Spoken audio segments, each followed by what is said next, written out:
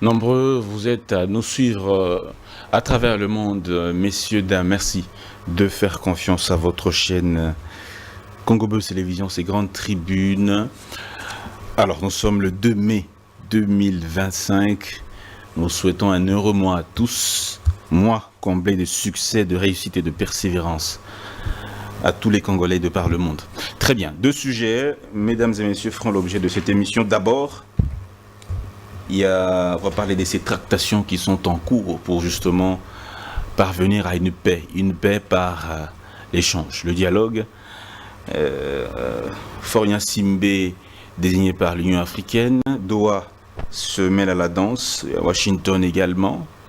Cinco et CC, pour ne pas les citer, sont également impliqués dans cette solution, cette recherche de solutions de sortie de crise. Alors, question, dialogue, voie idéale ou voie obligée pour trouver la solution au problème. Deuxième sujet, déclaration des principes, justement on l'a cité, je crois que les deux sujets s'entremêlent, on va l'aborder en second lieu, mais c'est aussi un sujet qui fait couler encre et salive. Déclaration de principe signée le 25 avril à Washington DC. Aujourd'hui, 2 mai, selon cette déclaration de principe, le gouvernement congolais et le gouvernement rwandais doivent se retrouver donc aux États-Unis pour pouvoir paraffer un accord entre les deux États.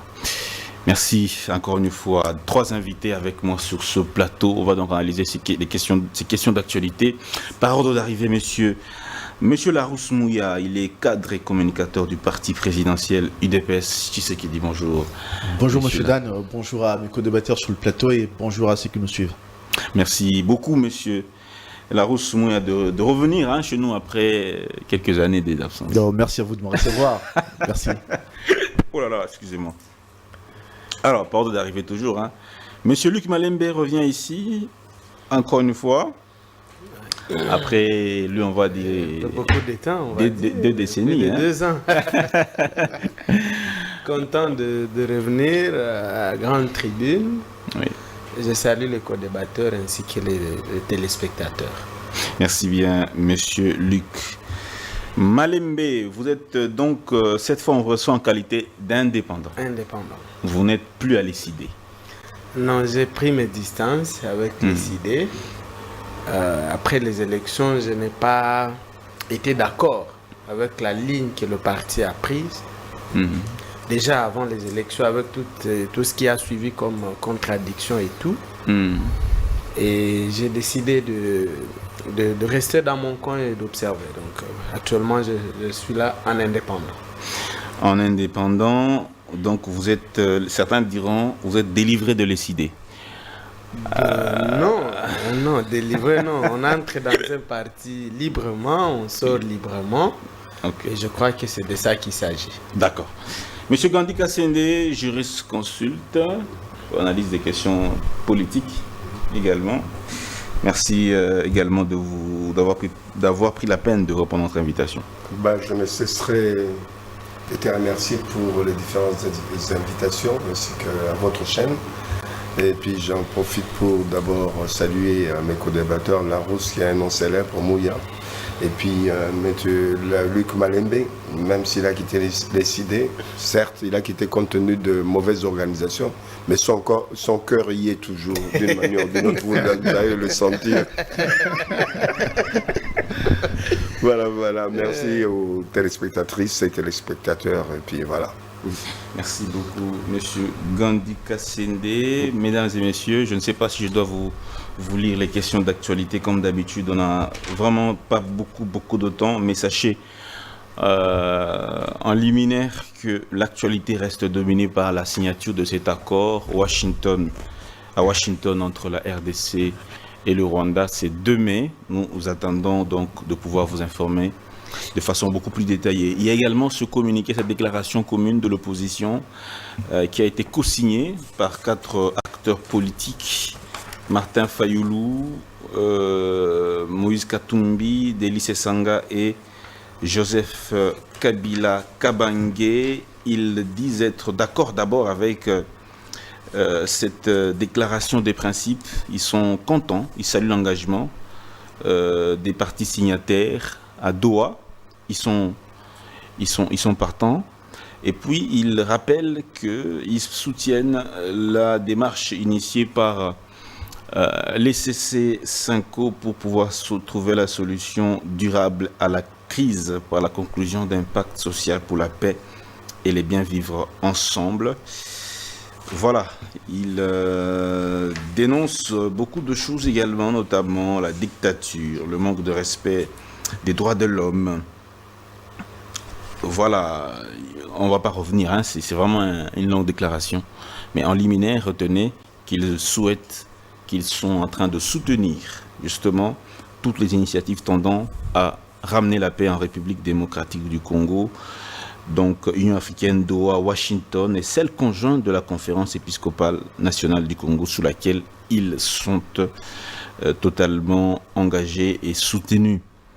Alors, on va également noter, mesdames et messieurs, que actuellement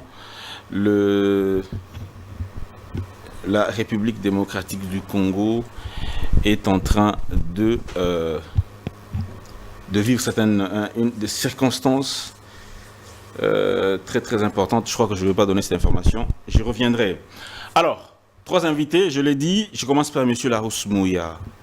On va commencer par la première thématique que j'ai choisie, c'est celle de la voie de dialogue. Le dialogue est engagé sur plusieurs fronts. Doha, RFCM 23, Washington, Cinco ECC. La voie unique ou la voie idéale? Dialogue. Avec tout le monde. Alors, vous parlez de ce qui est proposé par l'ECC. L'ECC Cinco, Doha, entre AFCM 23 et gouvernement. Il y a également Washington, qui est entre Rwanda et République démocratique du Congo. Est-ce que, dans toutes ces propositions, laquelle est bonne ou utile pour trouver la solution? La vérité est simple. Tout le monde la connaît. Mais on essaye de complexifier les choses. La question, c'est les Rwandais qui agressent les RDC.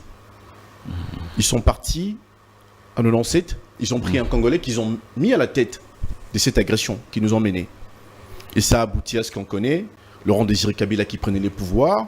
L'appareil sécuritaire de l'État qui a été donné entre les mains de Rwandais. Et puis ça a pu marcher entre eux. Il y a eu scission. Et il a été exécuté. Et puis remplacé par quelqu'un qui a dirigé la nation au bénéfice du Rwanda, comme vous le connaissez. Aujourd'hui, le Rwanda revient avec la même méthode. Au fond, on a vécu dans ces pays depuis trop longtemps. On n'a pas connu de situation où telle communauté s'élève contre telle autre et tout. On a vécu en paix. Pourquoi est-ce qu'on nous parle de dialogue aujourd'hui? La question, c'est les RDC et le Rwanda. Regardez ce qui se passe à Washington. Ils vont directement à la source. La question, c'est le Rwanda. Le RDC va signer avec le Rwanda des accords et des traités pour parvenir à la paix. Oui. Les questions proposées par les CC, Cinco et tout, franchement, ça, en ce qui me concerne, on ne peut même pas en parler. Ce n'est pas une trouvaille. Ce n'est pas une nouveauté. Ce sont des choses qu'on a déjà tentées pendant ces 30 années d'agression rwandaise. Des choses qu'on a tentées, qu'on a faites. Dialogue, coalition, on a même eu un gouvernement avec 4 vice-présidents dans ce pays. Innommable, c'est de la fiction ça. Mais ça s'est passé effectivement. Donc, ces gens qui se pavanent partout à travers le monde, qui n'ont-ils pas de s'occuper des bonnes âmes pour nous expliquer qu'on doit négocier, dialoguer et pardonner ceux qui ont agressé, ceux qui ont violé, ceux qui ont torpillé cette nation? Inadmissible. À quel moment est-ce qu'on va rendre à notre nation sa fierté? Donc la question est que quand on va aux élections et qu'on a perdu, on ne peut pas être comme dans toutes les autres démocraties, attendre patiemment ou faire son travail d'opposant républicain, critiquer ce qui va mal, acclamer ce qui va bien, et continuer à attendre et aussi organiser sa base pour arriver aux responsabilités dirigées. Aujourd'hui, pour vous comprendre, vous êtes pour la démarche Washington, absolument. Washington entre la RDC et le Rwanda. Washington. Et Doha entre AFCM 23 gouvernement. Là, vous n'êtes pas... Mais il faut suivre déjà ce que la RDC demande à Doha. Quand vous entendez ce que les gens du M23 expliquent, ils expliquent que les Congolais, l'administration de Kinshasa est en train de torpiller un peu ce qui se passe à Doha. Puisque le chef de l'État est resté droit dans ses bottes par rapport à ce qu'il avait dit, qu'il n'y aura plus de brassage, plus de mixage. Or, eux, là-bas, ils demandent à ce qu'on puisse accepter ça comme étant des principes sur lesquels on va parler et tout. La RDC, on parle effectivement, mais vous devez d'abord quitter notre territoire. On n'est pas contre l'idée de parler. Vous quittez notre territoire et on va parler ensuite.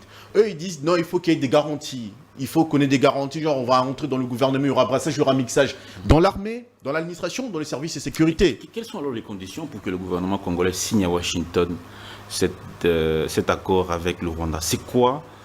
À quelles conditions le gouvernement est censé signer Vous avez suivi, la dernière résolution qui avait été votée au Conseil de sécurité contre le Rwanda. Il faut lire le prélude de cette cérémonie de signature. On a dit que ça s'est fait dans la suite logique de la résolution qui avait été votée contre le Rwanda.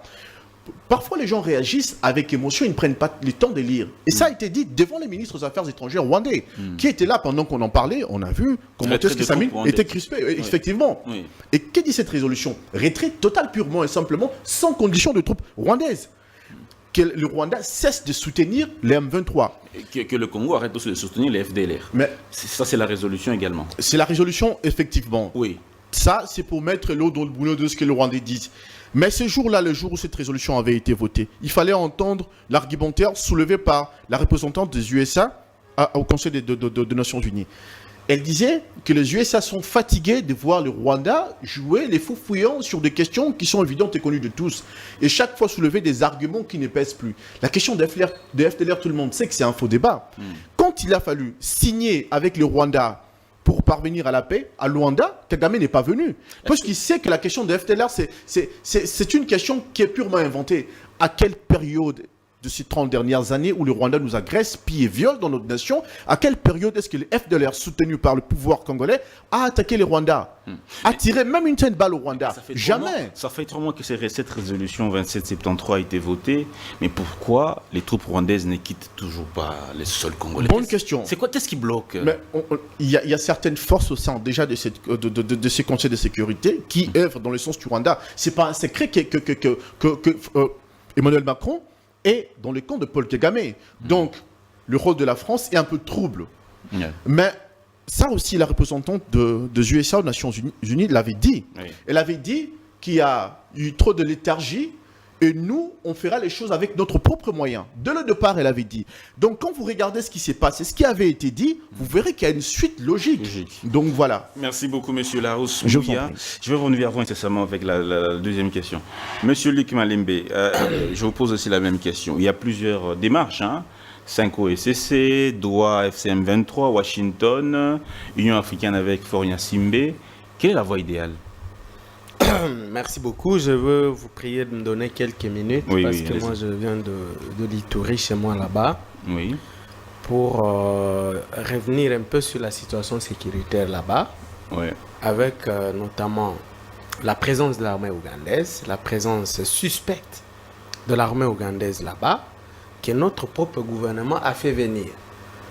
Au début, il y avait un accord de mutualisation entre notre armée et le UPDF qui datait du 30 novembre 2021 et ça concernait la question des ADF actifs dans la région de Beni et Irumu en Ituri. Alors, sans avoir évalué cette opération qui, il faut le dire ici, n'a jamais anéanti les FDLR, les ADF plutôt, qui sont des Ougandais, je le rappelle. L'armée ougandaise s'est limitée à venir éloigner la menace ADF de sa frontière pour que l'Ouganda, elle, continue elle est en train de commencer l'exploitation du pétrole du lac Albert. C'est tout ce qui les intéressait. Leur armée est venue pour pourchasser les ADF, les éloigner de la frontière pour qu'eux ils prennent le pétrole qui nous est commun. Et sans avoir évalué tout ça, on a élargi la zone d'intervention de l'UPDF à toute la province. De l'Ituri. Maintenant, sur 5 territoires que compte l'Ituri, ils sont dans 4 territoires, ils sont même dans la ville de Bunia. Ils font quoi exactement? C'est la grande question. Ils ont fait croire au gouvernement ici qui venait combattre les Codeco dans les territoires de Djougou. Ils arrivent à Djougou, sans même avoir combattu ni inquiété Codeco, On le voit quelques jours après. Le fils Museveni, là, qui écrit toujours des histoires, Mozi, accueille une délégation de Codeco à Kampala pour négocier avec eux. Et qui disait qu'ils venaient combattre Codeco, qui ne les ont même jamais combattus, on le voit plutôt en train de négocier notamment Codeco, apparemment à l'insu même de notre gouvernement. Et ça, c'est inacceptable. Donc je suis ici pour demander au gouvernement, sur toute la ligne, de faire partir UPDF de l'Ituri. Parce qu'il est clair qu'ils ne viennent pas nous aider. Ils ne nous ont pas aidés avec les ADF. Codeco, ils commencent à négocier notamment avec Codeco. C'est clair qu'ils ne peuvent pas les frapper. Et s'il faut négocier avec Codeco, ce n'est pas à l'armée ougandaise de le faire. Ça, c'est à notre gouvernement d'organiser un dialogue franc entre les deux tribus antagonistes de Djougou, les Hema et les Lendu. Parce que là, il y a un vrai problème de cohabitation. Et ce problème ne date pas d'aujourd'hui, ça date de la colonisation. Ça ne peut pas être réglé par des frappes militaires. Que les frappes viennent de qui, des Ougandais, il faut un dialogue. Et je l'ai toujours dit. Alors, aussi, il y a le gouverneur Luboya qui est revenu hier, qui était ici à Kinshasa pour des raisons de santé. La coopération se passe bien entre Luboya et les UPDF, ça se passe bien? Alors, pas vraiment. Vous avez vu des messages incendiaires que le fils Museveni écrit. Il avait même menacé d'arrêter le gouverneur Luboya. Je me suis demandé par quel moyen, par quelle magie. Il va arrêter un général, un gouverneur militaire, par quelle magie? Donc vous sentez le manque de respect et de considération que l'Ouganda a envers notre pays. Mais quand vous êtes ici à Kinshasa, on vous dit nous sommes en coopération. Je me demande c'est quel genre de coopération ça. Voilà. Donc le gouverneur est revenu, mais il y a... Et puis l'autre aspect, c'est que l'Ouganda, au même moment, son armée est chez nous. L'Ouganda accueille des rebelles. Thomas Lubanga, vous rappelez, c'est un ancien seigneur de guerre condamné par la CPI pour crimes de guerre et crimes contre l'humanité. Il a purgé sa peine de 14 ans. Il était revenu à Ituri. Un matin, on le voit, il a disparu. Il se retrouve en Ouganda en train de fomenter un nouveau groupe armé dénommé Convention pour la Révolution Populaire, CRP. Ça, il commence déjà à attaquer l'armée là-bas au littoral du lac Albert. Logé, nourri, soutenu par le gouvernement ougandais. C'est quel genre de coopération ça? Donc sur toute la ligne, l'Ouganda n'est pas avec nous, l'Ouganda ne peut pas nous aider et ils doivent quitter tout simplement l'Ituri. Et les gens qui ont amené l'armée ougandaise, s'ils ont besoin de faire des coopérations, qu'ils les amènent aussi chez eux, pas chez nous. Nous, on ne veut plus de ces gens, des Ougandais. En Ituri. En Ituri. Bien. Alors, on revient sur la question. Il y a plusieurs... Non, je me dis moi plutôt qu'apparemment Doha et Washington sont venus engloutir toutes ces autres initiatives. Luanda, je crois, c'est mort. Luanda, maintenant, il y a Togo qui a pris le relais. Pour faire quoi? C'est pas l'Union africaine. Parce que d'abord, l'Union africaine a péché par son manque d'impartialité, déjà, j'allais dire. L'Union africaine s'était montrée partiale dans cette crise. Envers qui? Au moment où les États-Unis disaient clairement qu'il y a agression de l'armée rwandaise sur une partie de notre pays, ce mot n'est jamais apparu dans la bouche de l'Union africaine. Jamais. Vous voyez? Jamais. L'Union africaine n'a jamais parlé du mot agression. Qu'est-ce qu'on doit en déduire? Qu'est-ce qu'on doit comprendre? Donc, déjà, nous, on ne voulait pas de l'Union africaine. Alors, il y a Nairobi qui était en fait une initiative visant à regrouper tous les groupes armés locaux avec le pouvoir. Le pouvoir apparemment n'a pas eu assez d'intérêt dedans, on n'a pas continué. Luanda, Kagame ne voyait pas le président Lorenzo de son côté. Je crois que c'est Kagame qui a manigancé Doha pour court-circuiter Luanda. Vous croyez? Oui, parce que le Qatar a beaucoup investi au Rwanda, presque pas chez nous. Oui, mais... Rwandair, tout ça, c'est des capitaux qataris. Donc, oui, mais les Qataris disent que c'est grâce aussi au soutien des États-Unis d'Amérique. J'imagine. Mais le Rwanda était favorable de délocaliser Luanda à Doha. Parce que Luanda ne lui semblait pas favorable.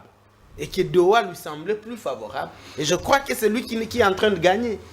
Parlons de cette...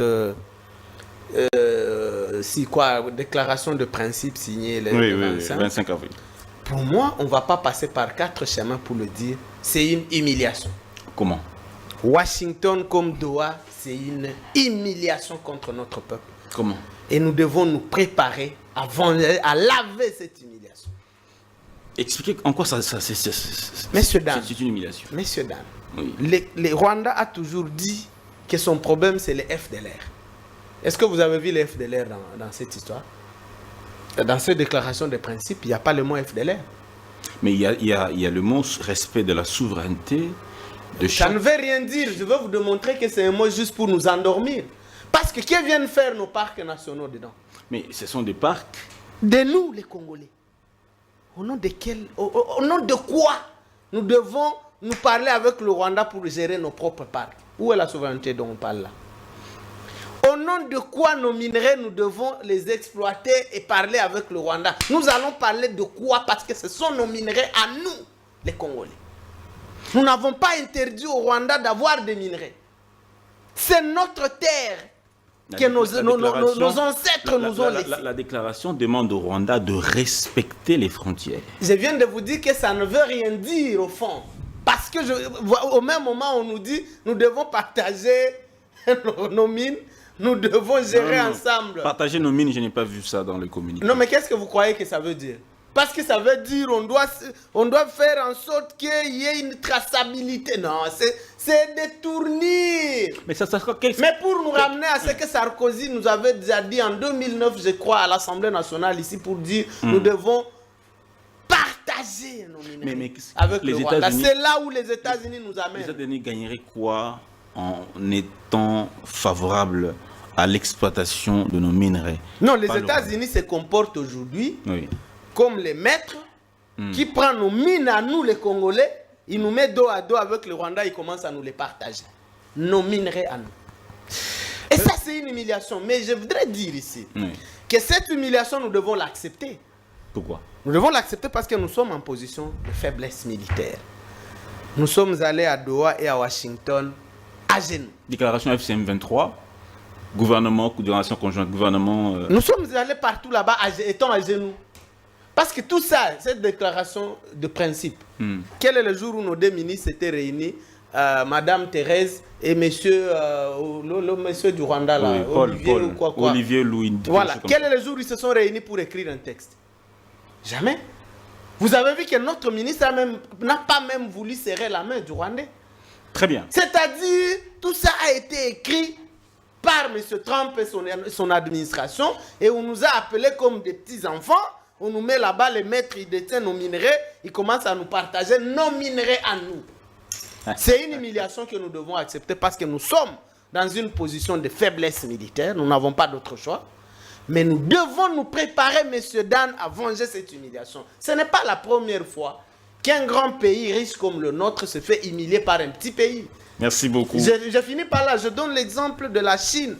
En 1937, le petit Japon domine la Chine, marche sur Pékin. Mais aujourd'hui, la Chine a déjà lavé cette humiliation japonaise. En 1940, Hitler marche sur la France. Le président français fouille. Une humiliation terrible. Mais les Français ne se sont pas restés là à pleurnicher. Ils ont déjà lavé l'humiliation allemande. Alors nous aussi, mettons-nous au travail. Voilà pourquoi je propose au président Tshisekedi de ne plus nommer un gouvernement de politiciens. Tout ce qu'Eberand fait là, c'est pour recycler la même vieillerie politique qui a échoué, qui nous a menés ici. J'apprends qu'on veut ramener Bemba à la défense, mon Dieu. Bemba était déjà à la défense. Toutes nos localités sont tombées sous Bemba. On veut recycler les mêmes vieilleries politiques qui ont échoué. Moi, je propose plutôt la mise en place d'un gouvernement de guerre. C'est-à-dire un premier ministre militaire qui n'aura que comme principale mission de réformer à fond notre armée. 80% de notre budget, on le consacre à la défense. 80%. On prépare... mais cher ami, la paix et la sécurité ont un prix, nous devons accepter de nous sacrifier. Je vais vous repasser la parole, c'est vrai que vous êtes exprimé.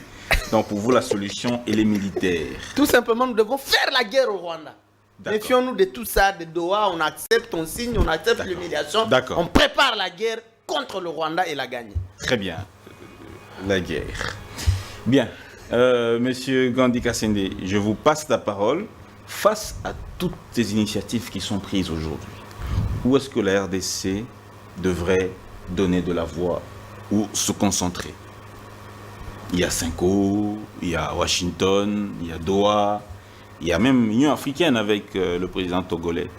C'est quoi l'initiative crédible à laquelle on peut s'accrocher? Pour moi, d'abord, je souhaiterais que les téléspectateurs retiennent le tableau qui a été dressé par Larousse. Oui. Je fais mien l'analyse qui a été donnée par Larousse et je vais compléter les tractations tous azimuts. C'est normal dans une situation de guerre, mais beaucoup d'organismes qui sont là dans cette démarche, ce sont des coquilles vides. Que représente l'association des clergés catholiques, des protestants et des églises qui sont... Ce sont des coquilles vides. C'est la première fois dans l'histoire... Attendez. Ouais. L'Église catholique a joué un rôle important dans... Ah, vous dites ce bien pays. à jouer. Ça veut dire que l'Église aujourd'hui, c'est peut quoi? encore jouer Moi, un je rôle parle important. d'aujourd'hui Parce et que les conséquences pour demain. En 2016, l'Église catholique a permis à ce qu'il y ait cette période transitoire entre avant l'arrivée du nouveau président et l'organisation des élections. Ça, c'était l'Église catholique Mais on reconnaît. qui nous a permis cela. Donc l'Église peut encore jouer un rôle, peut-être. Non. Pourquoi pas? L'histoire ne se répète pas toujours. Ce qu'ils ont fait de bien hier, tout le monde l'a reconnu.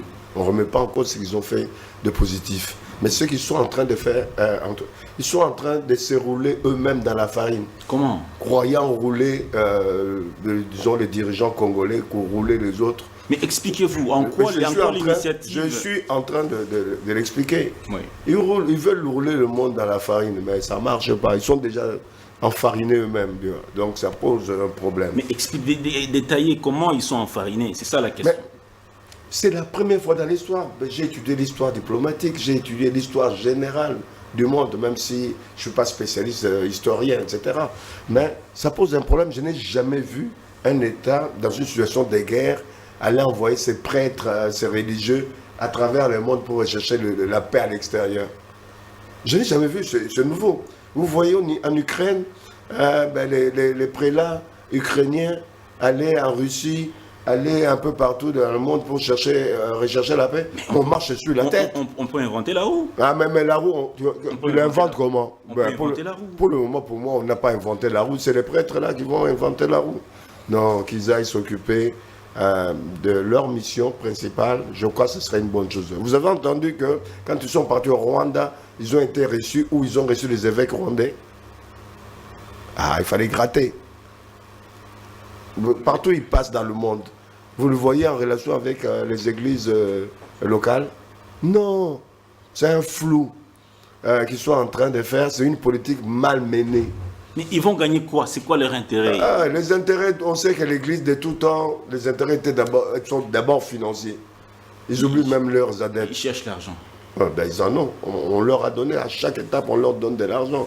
Sauf aux États-Unis, on leur dit, oui, c'est bien votre démarche. Ce serait mieux que vous le fassiez à l'intérieur du pays. Au lieu d'aller de gauche à droite, ils devaient aller à Kazumbalesa, ils devaient aller à Kitona ou je ne sais pas où, parler au peuple congolais sur cette unité qu'on doit préserver, sur cette cohésion qu'on doit organiser, créer, etc. Ça aurait été beaucoup plus positif que la tournée.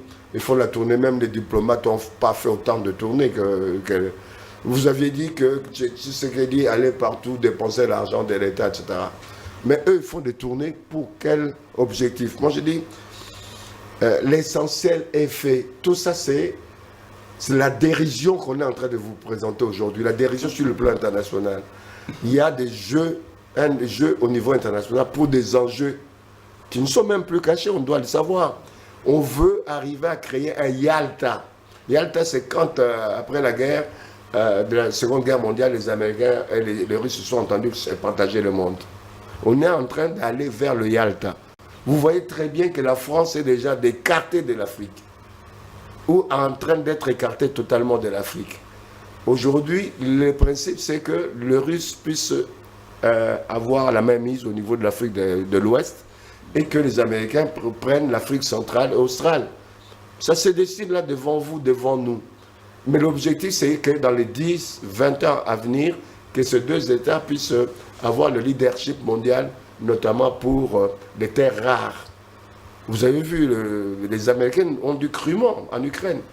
Il faut arrêter la guerre. Nous, on est intéressés par vos matières premières. Ils ont beaucoup de terres rares là-bas aussi. Hein. On est intéressés par les matières premières. Ils sont venus chez nous, ils ont dit la même chose. Mais je ne sais pas pourquoi nous, on tergiverse. Les choses sont claires. Les Américains disent, et ils le répètent à qui veut le savoir, ils ont pris option pour défendre les intérêts de la RDC. Pour eux, défendre les intérêts de la RDC, c'est défendre les intérêts des États-Unis. Donc, préserver, ils l'ont insisté, l'intégrité territoriale de la RDC, préserver la souveraineté de la RDC, pour permettre à ce qu'on développe le pays et que les États-Unis en profitent par rapport aux matières premières. Et là où les Congolais ne comprennent pas, il y a une confusion dans leur tête aussi. Quand on parle de commerce avec le Rwanda, la sous-région, ça ce n'est que normal et logique. Ce n'est pas l'État congolais qui ira faire le commerce, ce sont les entreprises, ce sont les individus qui font le commerce aujourd'hui. On va amplifier cela. Ce sera avec l'Ouganda, le Rwanda, avec tous les pays. Où est le problème? Mais pour l'État, c'est autre chose. Pour l'État, c'est...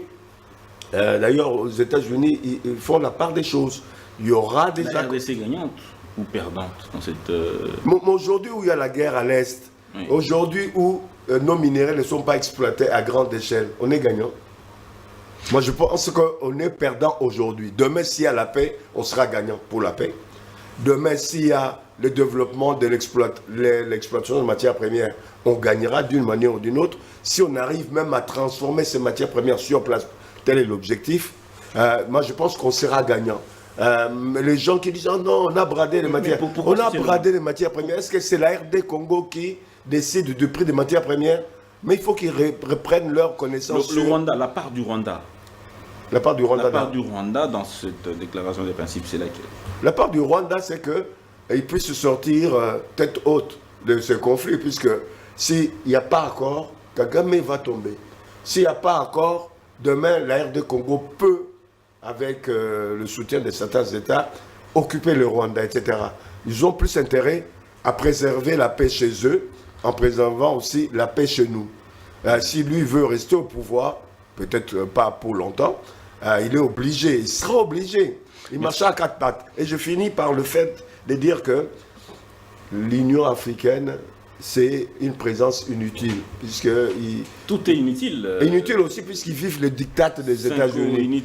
Mais financièrement, l'Union africaine n'existe pas. Il existe par le fait de l'apport américain et européen. Donc ce que les Américains vont dire, c'est ce que l'Union africaine va suivre. Et quand tu veux parler de Doha, Doha, pour moi, ce n'est pas quelque chose d'extraordinaire, c'est un fait privé. Ils travaillent pour les Américains. Les Américains, avant de décider, ils travaillent avec l'Arabie Saoudite et le Qatar. Ça, tout le monde le sait. Vous voyez le conflit en Ukraine, vous voyez le conflit entre les Israéliens et... ce sont l'Arabie Saoudite et Doha qui préparent le terrain et les Américains viennent, ils décident. Donc, on a besoin d'un seul interlocuteur. Sur le plan de droit des Nations Unies, du Conseil de sécurité, sur le plan de la politique générale, on a besoin des États-Unis, même pas de la communauté internationale, des États-Unis. La France, c'est fini. La France, c'est fini. La France, c'est fini. Merci beaucoup, M. Gandhi Kassende. Rapidement, on va donc se pencher sur cette affaire de déclaration des principes. L'heure avance très très rapidement. Alors, M. Larousse, je vous passe la parole sur la déclaration de principe. On a suivi des opposants réagir. On va d'abord prendre la déclaration commune de l'opposition Katumbi, Fayulu Matata et Sesanga. Ils ont parlé également de la déclaration de principe. Voici ce qu'ils disent. Considérant qu'en affirmant l'abandon de la solution militaire et l'engagement en faveur d'une solution diplomatique et négociée par leurs signataires, la déclaration conjointe RDC-AFCM 23 en date du 23 avril 2025 et la déclaration des principes entre la RDC et le Rwanda en date du 25 avril représente une avancée significative, mais qu'elle ne constitue pas pour autant une base suffisante pour une solution définitive et durable de la crise, vu qu'elle n'en aborde que les aspects extérieurs et militaires, au demeurant en faveur de la République démocratique du Congo. Donc, on peut se dire que l'opposition s'est alignée derrière la déclaration des principes. C'est une bande hypocrite. Une bande de politiques inutiles à la République. Et qui sont ceux qui ont signé là? Delis Sanga, l'un des lieutenants de Paul Kagame ici dans ce pays, qui a été,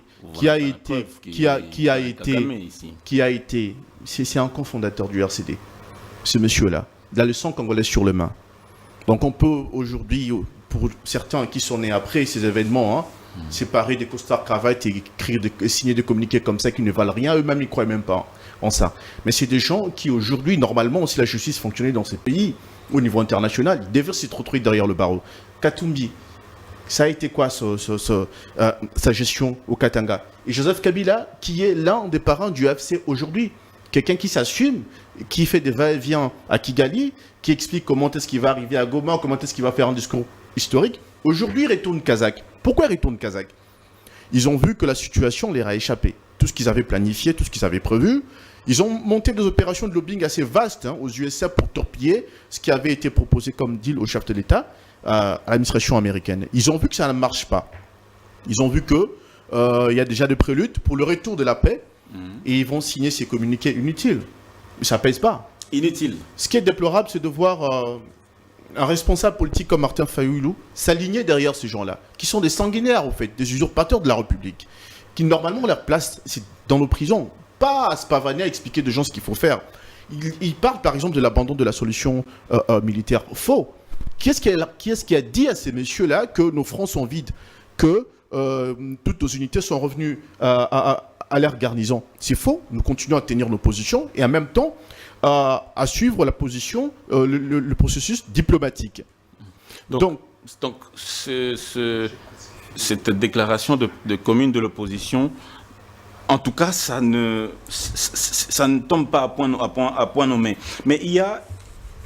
Parce qu'ils n'ont jamais fait partie de la solution, ce monsieur-là. Ils ont voulu conduire cette crise à un degré d'incandescence pour pouvoir avoir un discours. Joseph Kabila, c'est un ancien chef de l'État.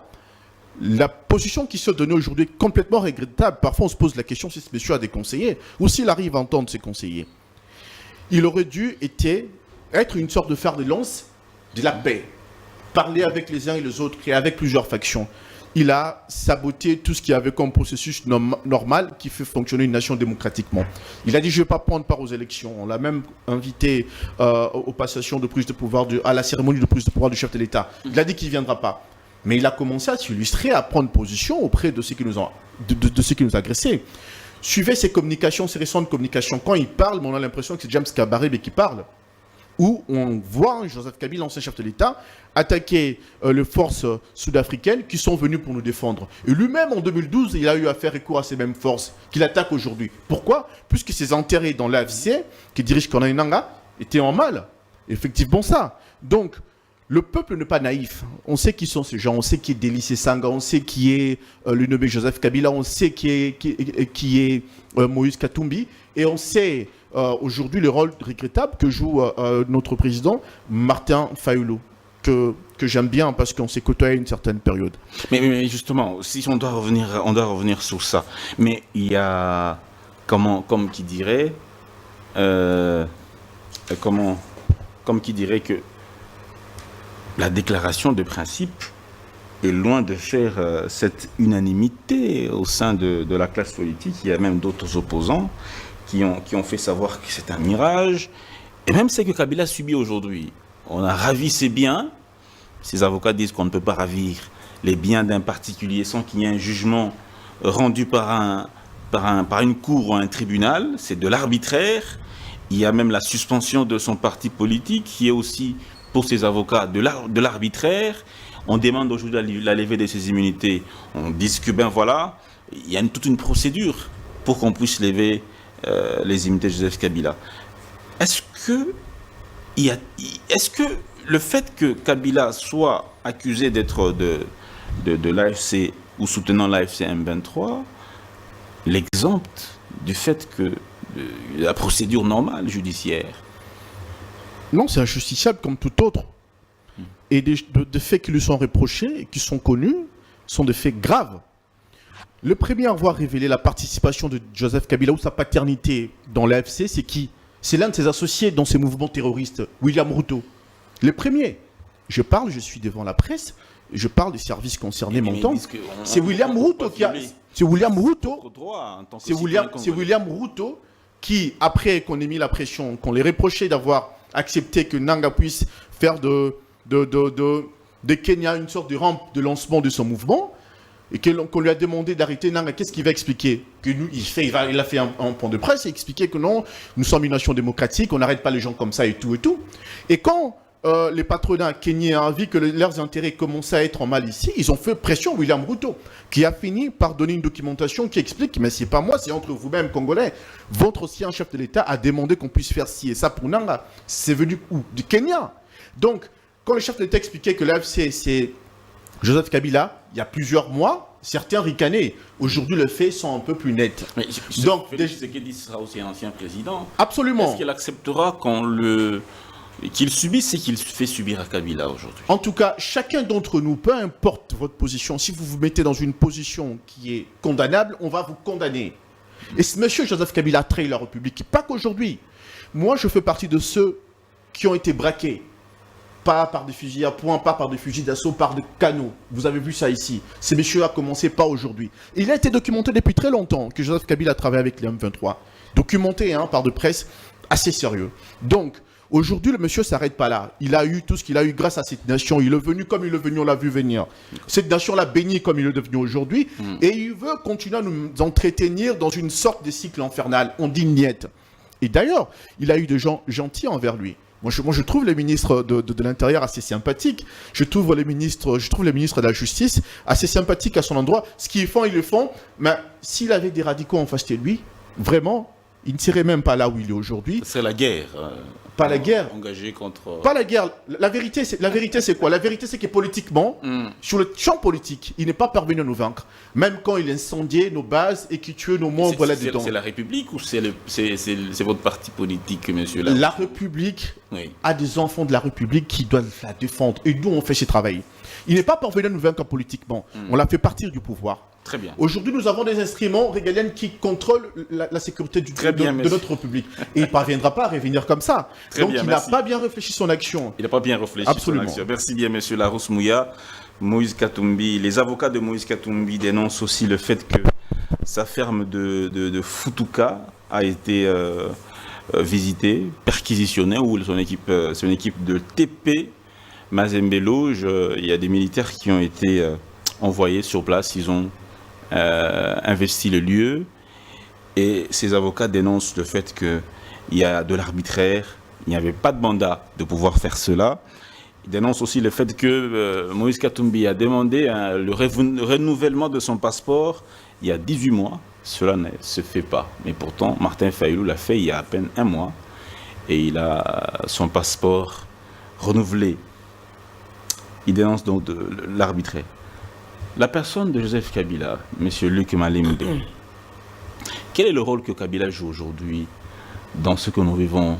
Est-ce qu'il est dans un rôle néfaste, comme l'accuse le gouvernement et le chef de l'État, d'être le patron de la FCM23, ou c'est juste un innocent ou une personne qui, animée de bonne foi, qui veut trouver la solution au problème? Quelle est votre lecture? Il joue quel rôle? Bon, Kabila, pour moi, c'est quelqu'un d'indéfendable sur toute la ligne. Kabila est indéfendable. Pourquoi? Parce que là où nous en sommes aujourd'hui, c'est lui. Qu'est-ce qu'il a fait pour que nous en soyons là? On ne serait jamais à ce niveau ici si Kabila n'avait pas décidé de changer la volonté populaire électorale de 2018. À quel niveau? Pour ses propres calculs. À quel niveau il a changé la volonté populaire électorale? Lui et Nanga, c'est eux qui ont changé. Ils ont fait quoi? La volonté électorale de tout un peuple en 2018. Kabila et Nanga ont décidé pour leurs propres calculs d'écarter les gens qui avaient gagné et de proclamer des gens qui étaient derniers. Et si aujourd'hui, le propre monstre que Kabila a construit, ce régime, commence à le bouffer, ben nous les Congolais, où est notre problème? En tout cas, moi, Luc, je ne peux pas avoir pitié de Kabila. Si même on devait faire quoi, ce régime peut faire de Kabila tout ce qu'il veut. Ça ne peut pas, je ne peux pas avoir pitié de Kabila. Et même lorsque j'ai vu le président Fayoulou signer avec Kabila, je n'ai pas dormi, je vous dis, messieurs, dames. Mais c'est pas contre. Lorsque je me suis rappelé le mal que Kabila nous a fait. Le mal que Kabila a fait non seulement à ma formation politique de l'époque, la Mouka, mais aussi à notre peuple et à notre pays. On n'en serait pas là aujourd'hui. On n'en serait pas là. On ne serait pas là en train de parler de tout ça aujourd'hui si M. Kabila n'avait pas créé ce problème.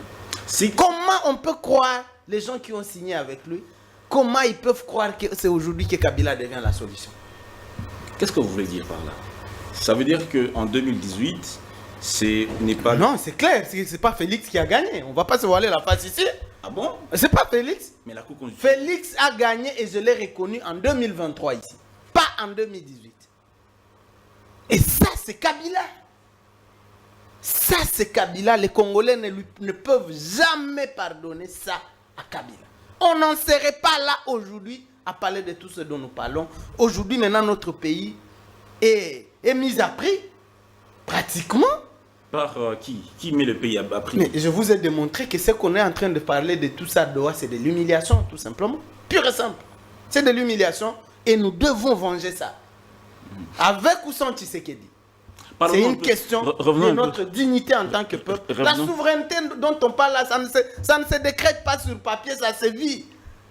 Vous ne pouvez pas vous dire souverain, mais vos mines, vous devez les partager avec quelqu'un. Quel est cet autre pays au monde qui a des mines, qui a déjà signé des choses comme ça?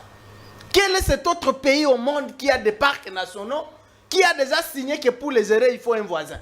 Quel est cet autre pays qui a de l'hydroélectricité et que pour vous la gérer, il faut un pays voisin? Quel est cet autre pays? C'est de l'humiliation.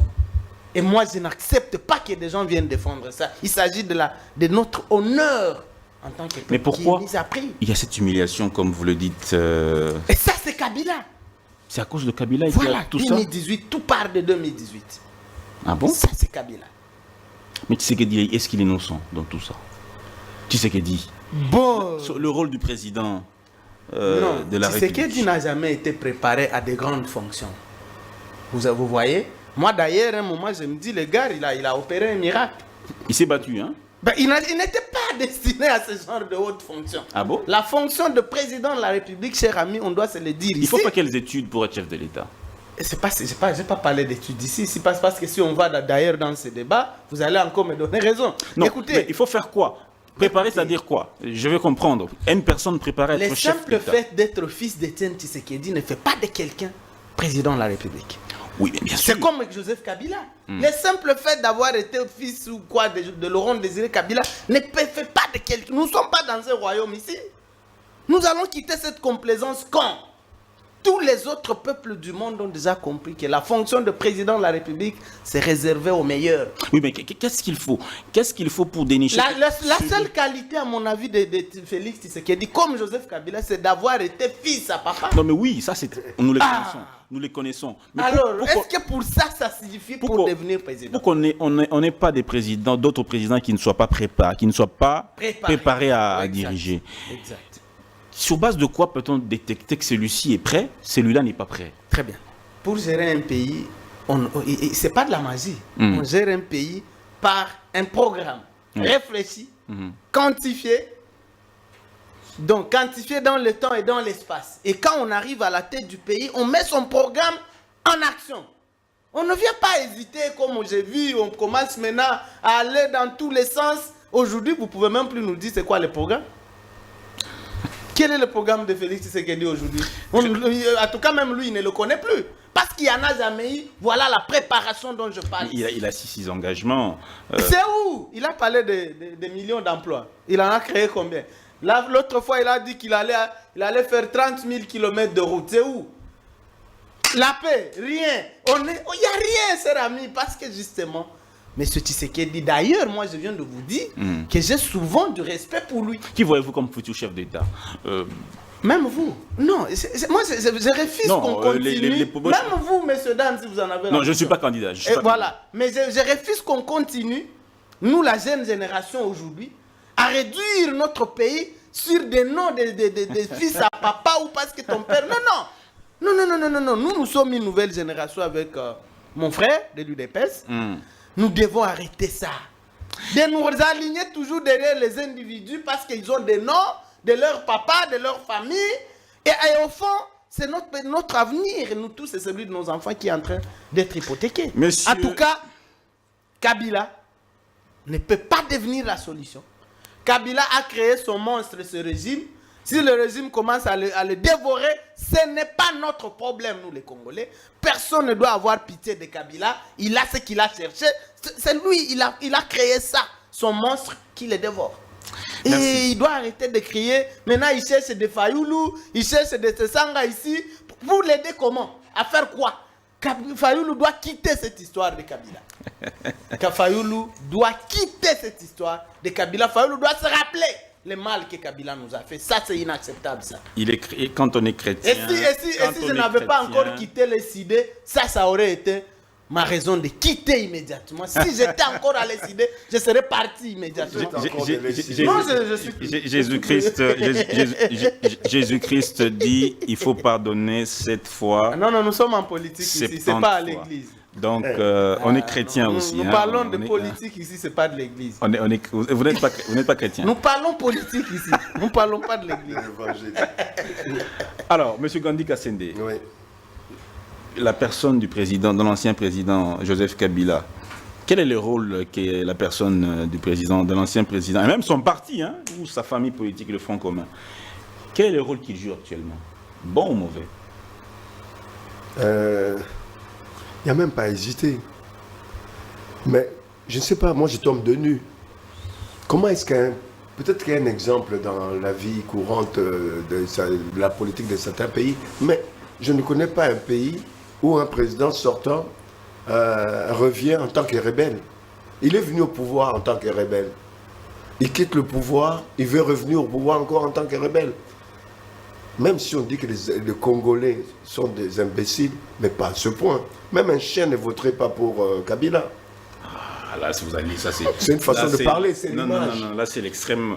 Non, c'est une façon de parler. Il a une base aussi, on va le dire. Il a une base de quoi? Il a quand même des gens qui soutiennent monsieur mais Kabila. Qui composent plus de la moitié de l'Union sacrée. Ce n'est pas les gens de Kabila. Il va en trouver encore où? Plus de la moitié des gens qui sont dans l'Union sacrée. Ce n'est pas des kabylistes. Ces anciens voleurs, alors. Bah, bien sûr. Bien sûr, on le sait. Ces corrupteurs. Ils sont les mêmes. Ceux qui mettent le bâton dans les roues des Tshisekedi aujourd'hui. Ce ne sont pas les mêmes, là. Ce sont les mêmes. Ce sont les mêmes. C'est Tshisekedi qui les a... qui a ouvert la porte à tous ces... Appelons le chat. Tous ces loups. Un chat ne deviendra pas chat, un chat ne deviendra pas rien. Ben, ils se réunissent là, soi-disant, entre opposants, opposition.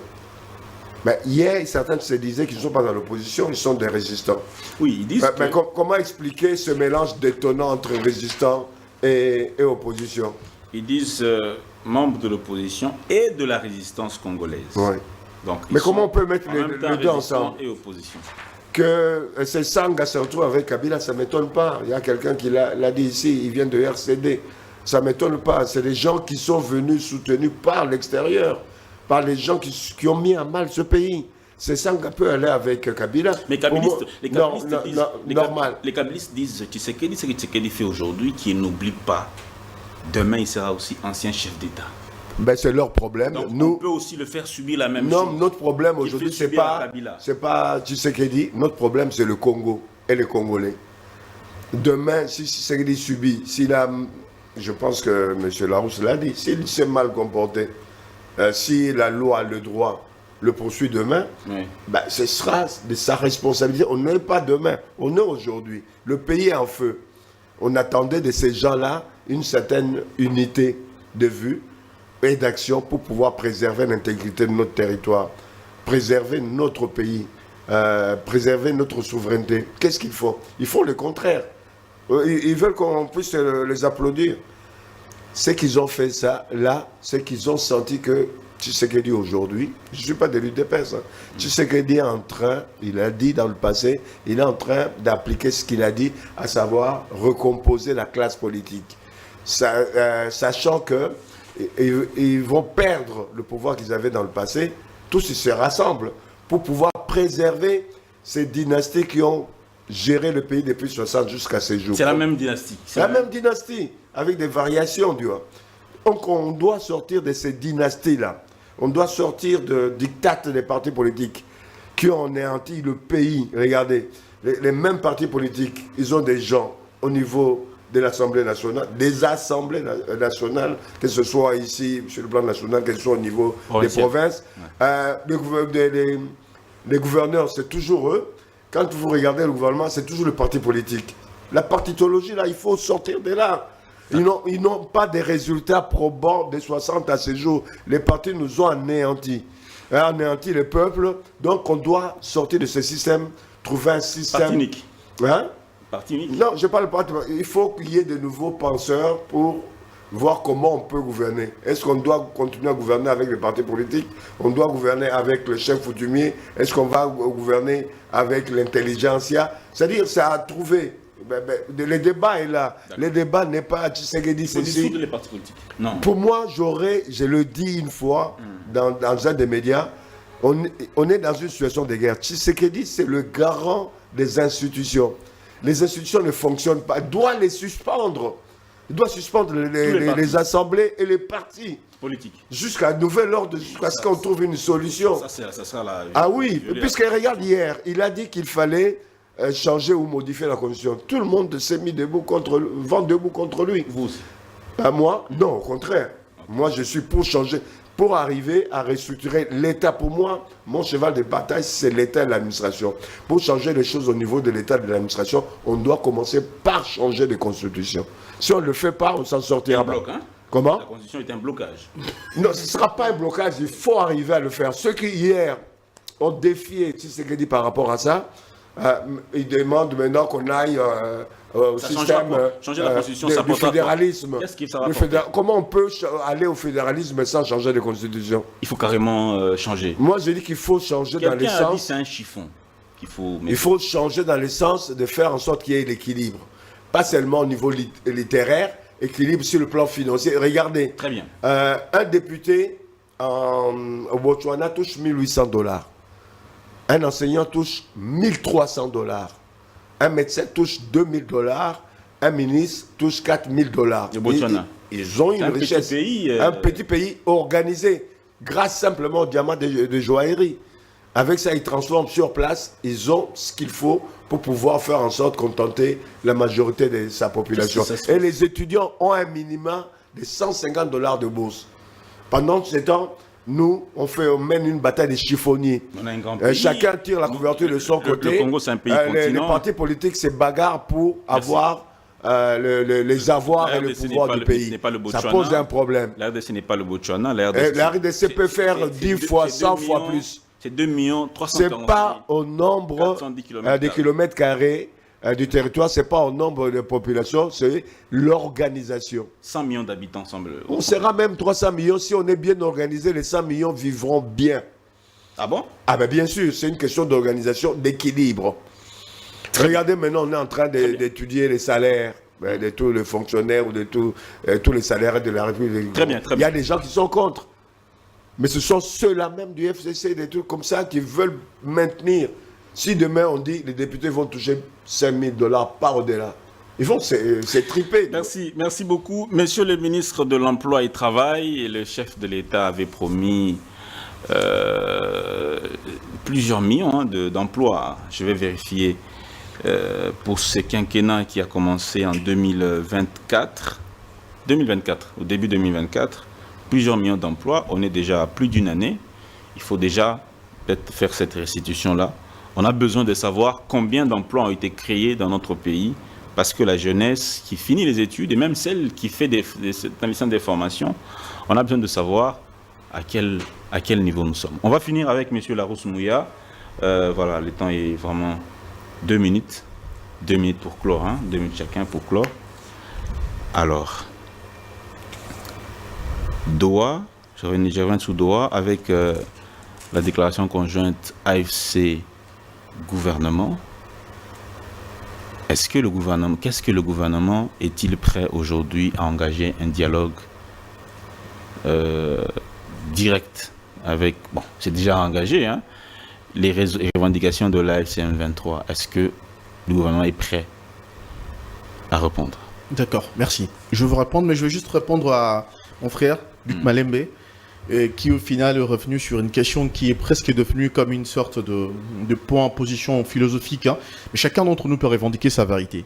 Seulement, il dit que ce qui n'est pas vrai dans l'histoire, puisque pour nous autres, responsables politiques, nous sommes des historiens du présent. Et par rapport à cette guerre, par rapport à cette situation, à nos enfants, nous devons la vérité la plus stricte. Si moi je peux me trouver devant vous aujourd'hui, devant nos concitoyens qui nous suivent, c'est parce que j'ai eu des responsables de parents qui m'ont parlé de la situation de ce qui se passait dans notre nation. Et aujourd'hui, et on a un devoir. La situation qui se passe actuellement, effectivement, vous avez commencé par quelque chose qui est très louable en disant que Kabila est indéfendable. Il est sur toute la ligne. Mais vous avez dit une chose pour dire que cette situation d'aujourd'hui, c'est Kabila qui en est le responsable, d'accord, mais parce que pour la non-élection de Martin Fayulu. Non. Martin Fayulu aurait été élu président de la République, ça n'aurait pas empêché au sanguinaire Paul Kagame de nous agresser. Donc voilà. Vous avez votre vérité sur cette question, disant qu'il avait été élu, le second était Emmanuel Chadari, que le peuple avait complètement vomi, et que le chef de l'État, le fils du Sphinx, était troisième. Personne ne peut croire une faribole pareille. Nous sommes un peuple sanguin, nous autres Congolais. Il y a la Cinco également, hein, et la Cinco qui avait mission d'observation. Il y a des documents qui avaient fuité, hein, lesquels qui disaient la même chose. Les documents qui ont fuité... TV5, vous avez suivi TV5 à l'époque. Nos cours de tribunaux étaient là. Ils devaient aller là-bas. Parce qu'il y avait eu un procès. Et c'était diffusé en direct. On n'a pas vu ces preuves. On les a pas vus. On les a pas vus. Les documents fuités de la mission d'observation. On les a pas vus. On les a pas vus, ces documents. C'est passé dans les médias internationaux. Moi, je n'ai pas vu ces documents. Je suis quand même assez averti sur la question. Ils ont expliqué qu'ils avaient distribué des téléphones à autant de nombre de gens. Mais on n'a pas vu de compte rendu. Donc, pour un peuple aussi sanguin que le nôtre, qui s'est fait voler son élection, donc on prend même pas le numéro 2, on prend le numéro 1 carrément, on donne la place du numéro 1 au numéro 3, et ce peuple restait tranquille dans l'ensemble du pays. Vous n'avez vu nulle part où les Congolais se sont levés pour manifester. C'était une manipulation des Kabila et des Nanga pour expliquer au chef de l'État, de toute façon... Nanga ne l'a jamais dit, hein. Il s'est même rebuffé devant Jean-Marie Kassamba pour dire... Est-ce qu'il ne l'a jamais dit? Devant Jean-Marie Kassamba, vous avez suivi l'émission où il explique devant Jean-Marie Kassamba. Non, sous France 24. Devant Jean-Marie Kassamba, vous avez suivi l'émission. Oui, devant Jean-Marie Kassamba, il disait, le chef de l'État actuel, il a bel et bien gagné les élections. Et quand j'ai parlé de termes d'accord, c'était pour la coalition FCC Cash. Nanga qui l'a dit, mot à mot. Donc je n'invente rien. Après, ça aurait été M. Luc, chef de l'État, nos minerais n'allaient pas empêcher, plutôt son élection n'allait pas empêcher Paul Kagame de nous agresser. Donc voilà, ça c'est une chose qu'il faut... ma question est simple. Pourquoi vous négociez maintenant avec les condamnés à mort à Doha? Vous avez gravi les biens des Cordés Nanga, vous avez leurs familles sont attaquées, tout ça, ils sont condamnés à mort. Mais pourquoi vous négociez avec les condamnés à mort? Merci pour la question.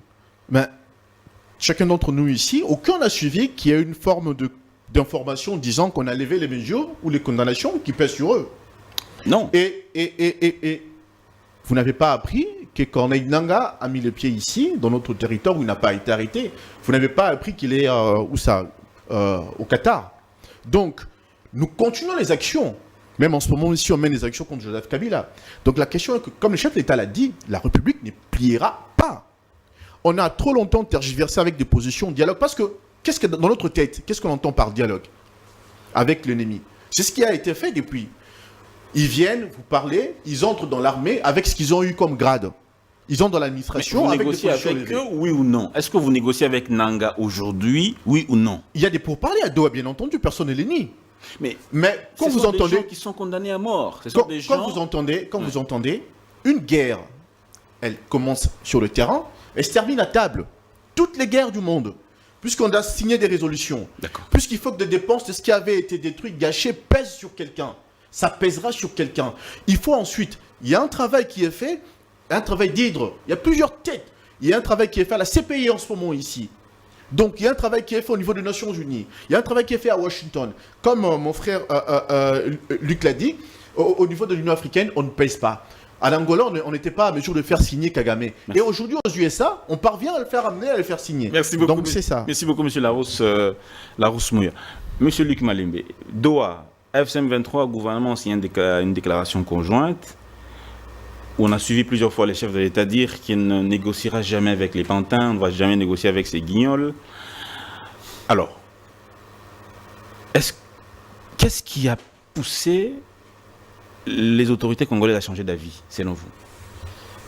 Non, c'est la faiblesse militaire. Je l'ai dit, nous sommes en position de faiblesse militaire. Mais je refuse qu'on mette tout sur les dos du président Tshisekedi. Moi, je suis quelqu'un de très équilibré. Parce que lorsque cette agression commence, je crois que c'était en 2021, j'ai vu tous les Congolais demander qu'on fasse la guerre à Kagame. Tous les Congolais, on a dit, on fait la guerre. Si Kagame va nous exterminer, on fait la guerre. Et je crois que le président Tshisekedi avait écouté son peuple. Et on s'est engagé dans la guerre. Mais la guerre, c'est comme un match de foot. On gagne ou on perd. Alors, il se peut que nous n'avons pas gagné. Alors, si nous n'avons pas gagné, il ne faut pas maintenant aujourd'hui dire Tshisekedi, il a changé de mot. C'est nous tous qui avons demandé la guerre. Et quand vous m'avez entendu dire que c'est une humiliation contre nous tous, y compris Tshisekedi. Et s'il faut que nous vengions cette humiliation, c'est nous tous qui devons travailler comme peuple. Vous voyez?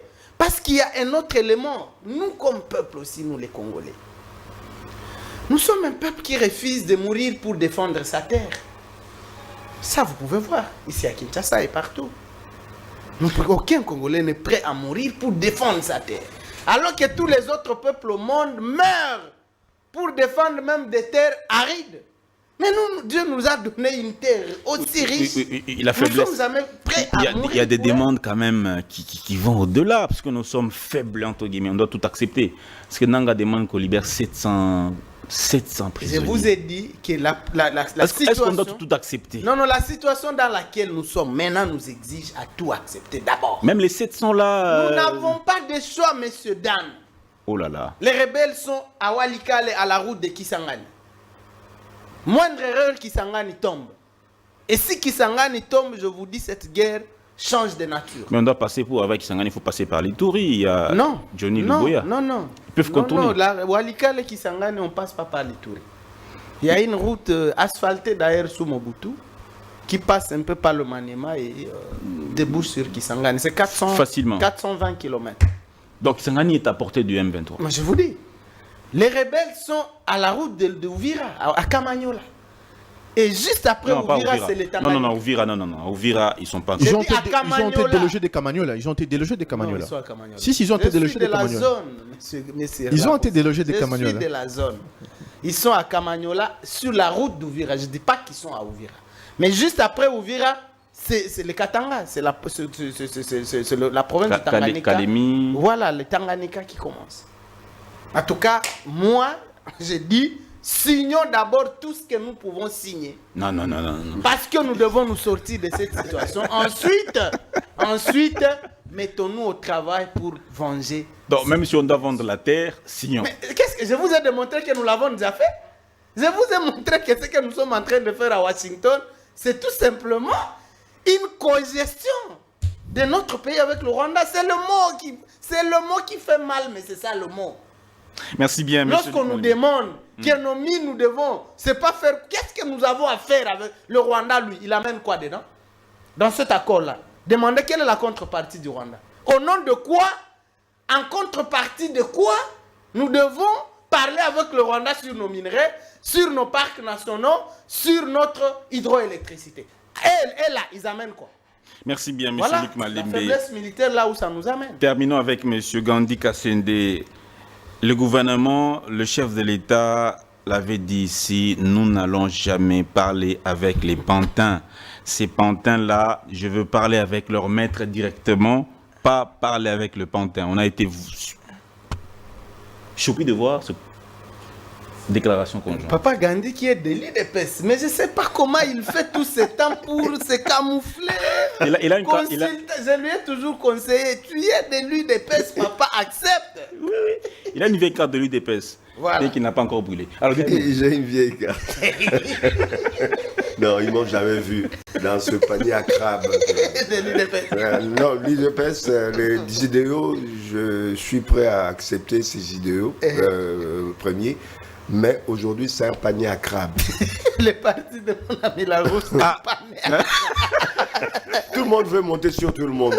Mais Qui c'est la les dirige vérité. même aujourd'hui, Bah oui. Ah ils sont les seuls à savoir. c'est Bizibou qui dirige l'UDPS. Absolument pas. Le secrétaire général de l'UDPS, c'est bel et Déjà, bien ils sont incapables de se l'honorable diriger Augustin eux-mêmes. Kabouya. Voilà.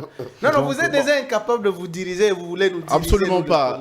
Monsieur Bizibou est un transfuge. Il fait ce qu'il a à faire.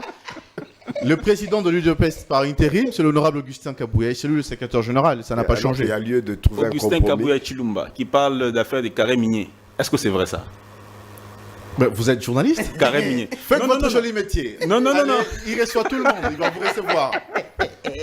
Non, cette affaire des carrés miniers, c'est vrai, vous êtes de l'UDPS. J'ai entendu ça de la bouche d'un responsable politique de mon parti, Hmm. comme vous. Effectivement, je ne suis pas dans tous les secrets. Donc j'entends effectivement. Et vous doutez, Alors, vous doutez. Vous, en tant que... Je ne doute pas, absolument pas. Vous, en tant que journaliste, faites votre joli métier. Je reviens. Voilà, faites votre joli Je métier. reviendrai. Alors, pourquoi les autorités ont changé d'avis? Mais je ne sais pas, ça dépend de la lecture. Aujourd'hui, le président de la République, au travers Kayi Kwamba, ministre des Affaires étrangères, ne négocie pas directement avec les belligérants là, excepté le Rwanda. Le Rwanda, le président était prêt à avoir des pourparlers, à échanger avec. C'est ce qu'ils ont fait jusqu'à présent. Là où on doit se retrouver avec les belligérants tels que le M23 et l'AFC, c'est pas directement avec eux. C'est par rapport au schéma dessiné par les Américains. C'est à prendre ou à laisser, ou à nuancer. C'est ça. Il n'y a pas de pourparlers directs avec les M23. Il n'y en a pas. Il n'y en a pas. Ah bon? Mais c'est que nous venons sur la table, il y a des propositions de notre pays. Sur la table, il y a la proposition de M23 AFC.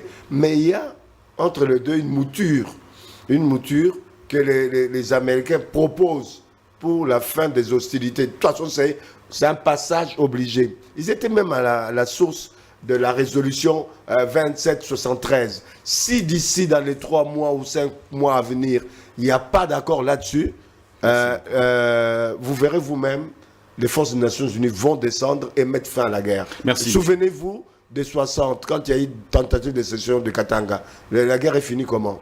La sécession là s'est arrêtée comment? Les Nations Unies sont descendues sur le terrain. Dernièrement, en 2012 ou 2013, avec le M23, c'était quoi? La résolution n'était pas respectée. Qu'est-ce qu'on a fait? Les Nations Unies sont descendues sur le terrain. Sachez que, pour moi, la guerre est finie. Ce qu'on peut demander aujourd'hui à Tshisekedi, c'est déjà travailler sur la bonne gouvernance. Une autre gouvernance avec un gouvernement qui ne soit pas pléthorique, qui soit limité à 25 ministres. 54, c'est pas beaucoup, hein? C'est beaucoup pour un pays. L'Allemagne, en Allemagne, il y a des Landes qui ont leur gouvernement provinciaux, etc. Il n'y a que 8 ministères en Allemagne. Aux États-Unis, il y a combien? Jusqu'à la dernière législature, ils avaient beaucoup de problèmes. On multiplie les problèmes en multipliant le nombre de ministères. Je vous donne un exemple, j'arrête là. On multiplie les problèmes. Aujourd'hui, on a un problème au niveau de nos territoires, de l'aménagement du territoire. Si on n'avait qu'un seul ministère de l'aménagement des territoires, on trouverait le foncier, on trouverait les infrastructures, l'environnement, on trouverait... On éliminerait 5 ministères pour une certaine cohérence, une certaine rapidité de la gestion des choses. Pour l'éducation, je peux donner des exemples pareils, etc. Donc, il nous faut moins de ministères. 25 ministères même, c'est trop. C'est même trop pour notre pays, puisqu'on a des gouvernements provinciaux, on a des députés provinciaux. Pourquoi les multiplier? Merci beaucoup, mesdames et messieurs. Cette émission est complètement finie. Merci beaucoup, monsieur Larousse Mouya. Je vous en prie. Merci beaucoup, monsieur Luc Malembe qui revenait également, tout comme monsieur Larousse Mouya. Merci beaucoup à monsieur Gandhi Kassende également, qui revient voilà. Mesdames et messieurs, merci d'avoir été des nôtres. On vous dit au revoir et bon week-end.